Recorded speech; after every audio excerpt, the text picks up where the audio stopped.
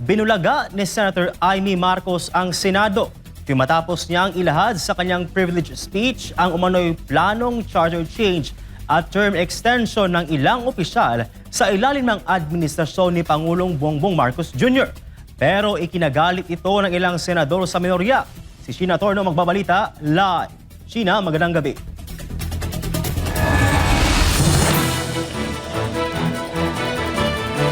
Prince, magandang gabi. Ang umuugong na usapin patungkol nga sa kudeta ay tila natabunan, no? Sumentro kasi ang usapin sa sesyon ng Senado patungkol doon sa video o presentation ni Senator Amy Marcos kaugnay ng itutulak na charter change, bagay na pinabulaanan ng minority senators. Sa kanyang privilege speech, ibinulgar ni Senator Amy Marcos ang umunay plano ng ilang politiko na baguhin ang 1987 Constitution sa ilalim ng administrasyon ni Pangulong Bongbong Marcos. Ayon sa presentasyon ng Senadora, noong April 22, 2026, bagong impeachment vote at bago mag-convene bilang impeachment court ang Senado, nagkaroon umano ng pagpupulong sa isang hotel.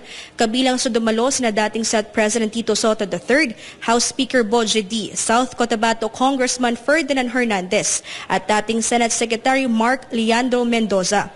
Kasama rin ang isa pang mambabatas, isang gobernador, retired military officer, dating mataas na opisyal ng gobyerno at 5 mula sa pribadong sektor. Pinag-usapan umano sa naturang meeting ang planong Constituent Assembly o CONAS para sa term extension ng mga mambabatas at maging ni Pangulong Marcos. Ibig sabihin nito, Prince, wala nang magaganap na eleksyon sa susunod na halalan. Para makakuha ng suporta sa Senado at sa Kongreso, ito dapat ang mga nilalaman. Dapat ma-extend ang termino ng mga senador at congressmen na mawawala na sa pwesto by 2028. Ang eleksyon sa bawat senador ay magiging by region. Nagdiskusyon sila kung 2 o 3 senador per region. Kinompute nila kung mayroong 18 regions, nasa 36 o 54 ang magiging senador. Lumutang din ang usapang para hindi makaporma si Inday Sara sa 2028, gawing 50 years old ang edad ng pwedeng tumakbo. Ito ang inaatupag ng ilang mambabatas na nagiging mambubutas ng sikmura ng taong bayan. Gusto nilang pahabain ang paghihirap ng Pilipino. Gusto ata nilang gumapang ang bayan sa dusa, gaya ng paggapang ng mga buwaya sa kaban ng bayan at konstitusyon. Sa ilalim ng CONAS, madaragdagan ng 3 taon ang termino ng mga incumbent officials o mananatili sila sa pwesto hanggang 2031. 2028. Ayaw ba talaga ng palasyo sa Chacha o kunwari lang? Bukod kay Lito Banayo, napakarami kong sources patungkol sa mga meeting na naganap para sa isinusulong na Constituent Assembly o CONAS. Kung hindi kayang manalo sa boto, baguhin na lang ang konstitusyon. Noon pa man, hindi ako naging hadlang sa pagbabago. Kumpara lamang sa ekonomiya at ikagiginhawa ng buhay ng Pilipino. Pero magagaling ang mga buwaya. Tahimik na gumagapang upang malamon pati ang konstitusyon. Hindi kinatuwa ng minority senators ang naging expose ni Senator Amy Marcos.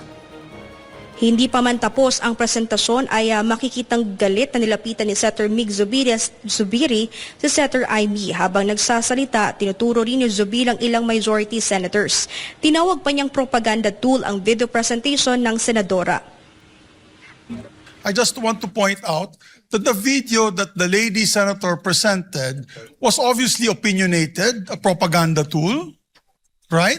It's should be stricken off the record. Kasi ako, Madam President, hindi naman ako sang-ayon sa people's charter change. Hindi tama yung pangyayaring iyon. Hindi ba?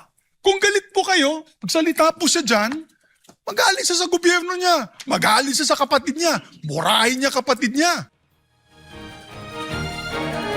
Punto pa ni Zubiri, wag raw idamay ang mga senador lalo na at wala namang ebidensyang magpapatunay na may planong CONAS.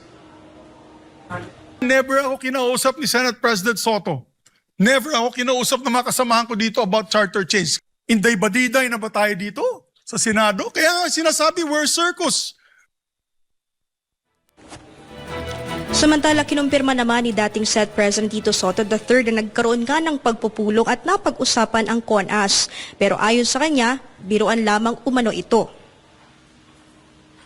Sabi ni Senator Lacson, anong ginagawa nyo rito? Nagkamali ako ng pasok. Hindi, sabi ko, nagkwentuhan lang kami.